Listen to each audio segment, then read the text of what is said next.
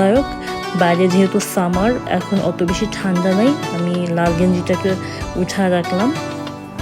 পাশাপাশি আমার অফিসের যে ড্রেস, সাদা শার্ট, ব্লেজার, টাই, আমি এগুলো রেডি করে ব্যাগে নিয়ে নিচ্ছি।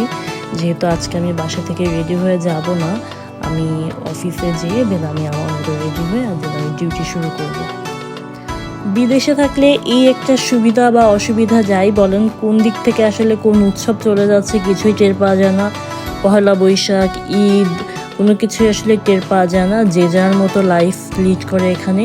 যদি আপনার ফ্যামিলি থাকে, ফ্রেন্ড সার্কেল থাকে বা আপনজন থাকে, সেক্ষেত্রে তাদের জন্য আসলে তারা সবাই সব ধরনের উৎসব তারা পালন করতে পারে। বাট আমার এটা ভালো লাগে না। আমার কাজ থাকলে আমি সবার আগে কাজকে প্রায়োরিটি দিই, দেন আমার লাইফের সব কিছু। আমি আস্তে আস্তে রেডি হয়ে যাচ্ছিলাম। তো আমি তো সকালে কিছুই রান্না করতে পারিনি, খেতে পারিনি।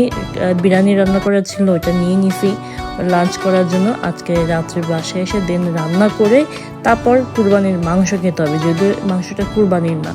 যাই হোক, আমি আমার কাজের জায়গায় পৌঁছায় গেছি আর ঝটপট করে রেডি হয়ে নিলাম। এখন আমার ডিউটি শুরু হয়ে যাবে। প্রায় 9-10 ঘন্টার ডিউটি শেষ করে আমি বাসায় আসলাম। এসেই ফ্রিজ থেকে মাংস বের করে আমি মাংস চড়াই দিলাম, প্লাস ভাত চড়াই দিলাম। আস্তে আস্তে মাংসটা একটু কষাবো, আস্ত রসুন টসুন দিয়ে আমাদের খুলনায় যেভাবে রান্না করে। আমার খুব কষানো মাংস দিয়ে ভাত খেতে ইচ্ছা করতেছিল। দেন রান্না করা শেষ করার পরে আমার খাওয়া